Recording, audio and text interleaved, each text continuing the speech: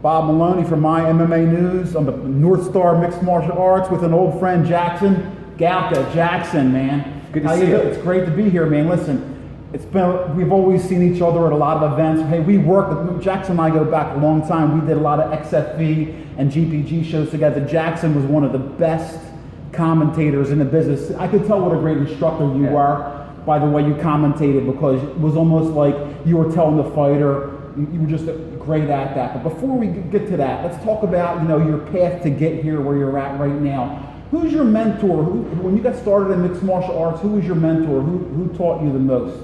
Well, I mean, that's sort of maybe a controversial subject. I did start with Brad Daddis Mixed Martial Arts 2004. It really was one of the only games in town. And so at that time, The Ultimate Fighter hadn't even aired on Spike TV. That would come a little bit later in 2005. So I would shoot down to South Philly. I lived in Montgomery County, drive about an hour each way to train. I worked 10 hours a day in the field doing landscaping, shoot up and train, go home, sleep, and repeat like 5-6 days a week. It was my life. Started competing, one thing led to another, and just sort of, I started working at the gym in an administrative fashion, so I started learning some of the ropes in terms of marketing and business. Worked my way through the ranks in jiu-jitsu. I'm a black belt now. I turned pro in MMA in 2009 after like a pretty long amateur career. A lot of guys are turning pro after 4 or 5 fights. I had about 15 to 20 amateur fights, kickboxing and MMA combined. And then I turned pro and everything was going great, and then I injured my back, and I took about 18 months off, and then I fought twice more after that, but then sort of like just maintaining the rehab and the training was very difficult, and I kind of found myself, I wouldn't say pushed, but almost pushed into a coaching role. It wasn't something that I ever necessarily sought out, and found that it was a really great way to stay involved, just like commentating, working with you on the shows, without getting into the cage, getting hit, or ending up in the hospital again. So that's sort of where I'm at. So I basically from 2004 to 2016 was exclusively at Daddis MMA, and then I took about a year off. In 2017, opened up this program. It was a small pilot program, and we moved to our current location in February of this year. So we're about 6 to 7 months in. Well, I was really happy for you because I know that you were involved in a landscape. I think your family had a landscaping business, so I would follow you on social media, and I know that you took pride in creating things.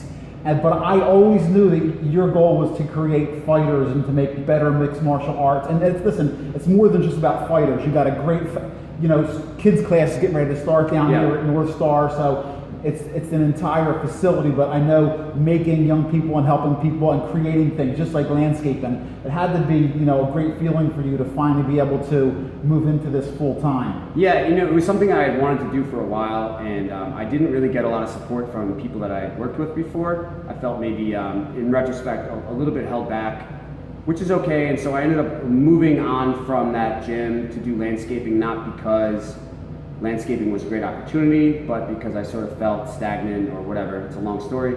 And I thought, here I am getting in my 30s. I need to make money, have retirement. What am I going to do with my life? I'm sure a lot of fighters out there, if you're watching this, I'm sure you're having those same feelings sometimes. And so I explored that, but I found myself just always going back to this idea of like opening up a facility, which was sort of a dream for me. Last year was tough because I was working full-time landscaping, and then I would come and I teach a class, put a big smile on my face, and act like I wasn't completely exhausted. You don't make any money. By the way, if you're interested in opening up a gym, you're not going to make money for a year. So make sure you have a day job. I tell all those guys that it's really difficult to go in and think you're going to be a fighter for a living or even open a gym. But you've been in the business for quite some time now. You have a ton of people in the business that are not just in the business, that are friends with you. I mean, the Miglarices, Balance, there's tons of people that in the community. So I'm sure you guys all have some kind of kinship. And like I said, you can always on a Sunday take your guys to another gym and roll around on an open mat, because that's how the mixed martial arts. Philly is a tight-knit community. There's tons of great schools, There's tons of great schools, and one of the reasons I opened up here, in addition to sort of being raised right up the street in Montgomery County, is that this seemed to be like the most neutral location. So I didn't feel like I was stepping on anybody's toes. So politically, hopefully I didn't piss anybody off opening up my gym here. Too bad if we did, right? Yeah, well, I mean, very, very strategically, like if you look on the map, I'm right in sort of like a no man's land. in terms of mixed martial arts, and also Germantown is like a really awesome community, but sort of underserved in the mixed martial arts, with mixed martial arts in general. So this is giving access to like local kids and stuff. I just finished up, we did a free teens program that just wrapped up today. It was free for 2 months of just jiu-jitsu for teens in the community. So it's been really great to sort of, as we talk about landscaping, plant some roots in the community, and I'm just really excited for the future. We're getting to sort of like a period in the gym where what has been sown is now being harvested, and so now we're sort of reaping some of that hard work that we put in over the last year. I'm taking a couple more deep breaths. I'm not so stressed out from the business. Everybody seems to be happy, but running a gym is really, you have to have awesome programming. You got to keep it clean. The gym is very clean, but at the end of the day, you just got to make sure people feel happy and safe and sort of involved. And so that's really been the most stress that I get teaching or work running the gym, is just stressed out because I'm concerned that people aren't as happy as they could be. So with that in mind, I think people generally find that this is a good, happy place for people, and that makes me, makes me happy, makes me proud, makes me, fulfilled. Hey, listen, some people are born to teach, create. Tell me a little bit about who you got active right now fighting. I know we got Paul Sims, Izzy. Tell me a little bit about your fight team. I know it's growing every day. Tell me what you got, who's going on with your fight team. Yeah, it's crazy. The whole, between certain mixed martial arts shows kind of going belly up or restructuring, between other gyms going belly up and restructuring, there's been a lot of like flux in the community. After the dust has settled with some of that stuff, some people sort of found their way over here, students that I had a relationship with. They were fighters over at Datus, and it's like very unfortunate that the business is sort of off the map right now. But they were people I had a training relationship with, and so it was sort of the next natural step for them to just continue that with me. So we have Paul Sims fighting, continuing his professional MMA career at Maverick 9 on September 22nd. And then Izzy, it's tough to find fights for a guy that's 125 pounds, because what happens is, and I put that sort of snarky Facebook post up yesterday calling everybody out, maybe of the 5 active flyweight fighters that are amateurs in the tri-state area, but everybody always wants to throw a 130, 135 pounder at Izzy, and he's taking those fights, but he walks around at 122 pounds. And so, as we're sort of prospecting for a transition in maybe a professional career, it's really important that he gets tough, appropriate fights at his weight. So that's always, a challenge. It's really challenging with everybody. I have had some guys fight. Carmen Carangi made his debut, and he's sort of like a homegrown fighter here, specifically at North Star MMA, so that's always cool to see. He lost a split decision at Primal Fight Night, or Primal Fight League in Atlantic City a few weeks ago. And it's been great. I've slowly, I sort of purposely did not get into much competition in the first year, because the resources in terms of time, money, energy, stress of running a fight team, it's like the 80-20 rule. They take up 80% of your time, but they're like they're less than 20%. They're like 3% of your student body. They take up like 80% of your time, and you see all these gray hairs.